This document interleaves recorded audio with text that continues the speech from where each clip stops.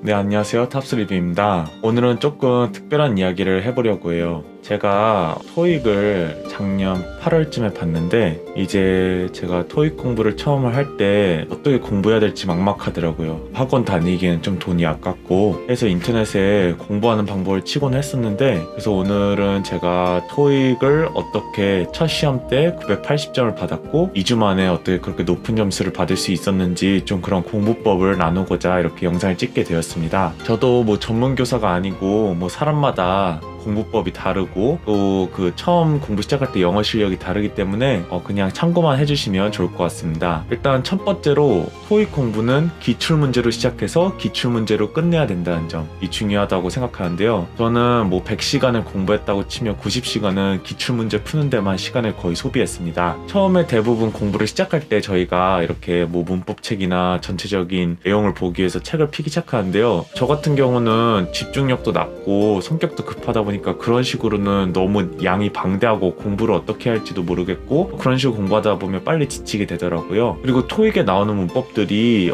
다 마스터하기에는 정말로 생각보다 방대한 양이고 어휘 공부도 해야 될 것이 정말로 많습니다. 그래서 진짜 내 목적이 토익 점수를 위한 건지 아니면 진짜 내 토익에 나오는 모든 영어 그런 문법들과 그런 것들 공부하고 싶은 건지 일단 생각을 해보시고, 저 같은 경우는 점수를 위한 공부를 했기 때문에 그 점 참고하시고, 진짜 내가 높은 토익 점수가 목적이라면 그 토익 가운데 내가 어떤 게 약한지를 알아야겠죠. 그래서 가장 처음 토익 공부를 시작할 때 저는 가장 먼저 진짜 시험을 보듯이 시간을 제한을 걸어놓고 처음부터 끝까지 쭉 풀어봤어요. 그 다음에 파트별로 점수가 약한 부분이 나오죠. 그러면 그 파트별로 또 다시 한번 문제를 푼 다음에 문제를 여러 번 풀었습니다. 기출문제를 시간 제한을 걸어서. 그렇게 되면 전체 시험 안에서 내가 약한 파트가 어딘가가 나오고 그 파트 안에서도 여러 가지 문제 유형들이 있는데 어떤 문제 유형이 약한지가 나오게 됩니다. 그래서 그 문제 유형들을 풀면서 내가 계속 틀리는 똑같은 문법들이 있어요. 똑같은 문제 유형들이 있는데 그것들 중에는 문제를 아무리 풀어도 이해가 안 가는 문법들이 있을 거예요. 그런 것들을 이제 공부를 하시고 그렇게 반복을 하다 보면 또 새로운 유형이 나올 수 있습니다. 그러면 그렇게 새로운 유형을 찾아가다 보면 어느 순간에는 대충 모든 유형을 내가 알겠다라는 순간이 옵니다. 그런 식으로 공부를 했고요. 그래서 정리를 하자면 기출문제를 풀고 내가 약한 유형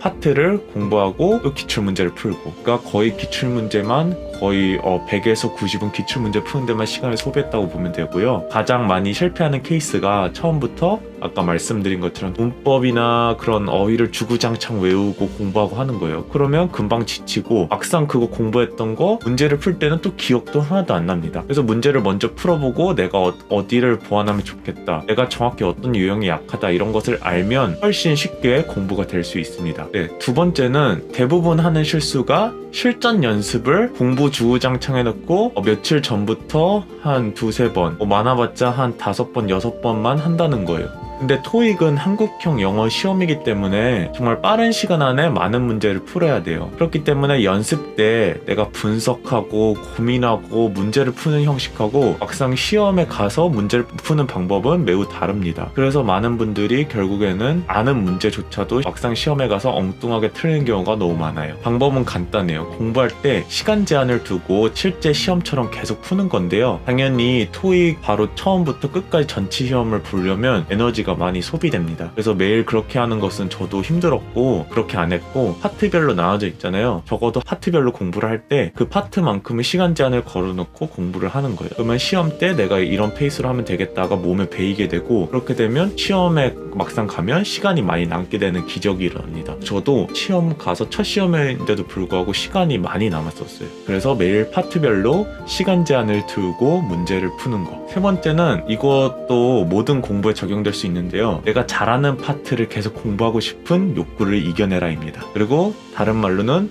내가 약한 유형을 정확히 알아내야 된다. 좀 똑같은 말을 계속 반복하는 걸 수도 있는데요. 본능적으로 내가 아는 파트를 계속 공부하고 싶어져요. 예를 들어 파트 1 정말 쉽거든요. 그래서 파트 1을 계속 공부하고 싶고, 공부 시작할 때 왠지 파트 1 한 번 더 복습해보고 싶고, 이런 유혹이 생깁니다. 근데 파트 1은 어느 정도 공부하면 점수가 나오게 돼 있기 때문에 점수가 어느 정도 내 기준에 나온다라고 라고 생각이 드시면 과감하게 공부를 안 하셔야 됩니다. 점수가 잘 나오면 기출문제 풀 때에도 그거는 풀지 마세요. 제가 썼던 방법은 첫 번째, 두 번째 방법대로 공부를 하다 보면 내가 모르는 유형을 정확하게 알게 되잖아요. 그 모르는 유형, 그 문법을 구글에 치면 기출문제들이 정말 많습니다. 그 기출문제를 풀고 또 풀어요. 그러면 토익에서 나오는 문제의 함정들, 그 문법의 유형들이 계속 똑같은 게 반복되는 걸 발견할 수 있는데요. 그게 익숙해지다 보면 시험 때 가면 그 함정이 어떤 것인지 뻔히 보이게 됩니다. 근데 이제 실패하는 케이스가 전체 복습을 아무 전략 없이 계속 쭉 하는 건데요. 당연히 우리에게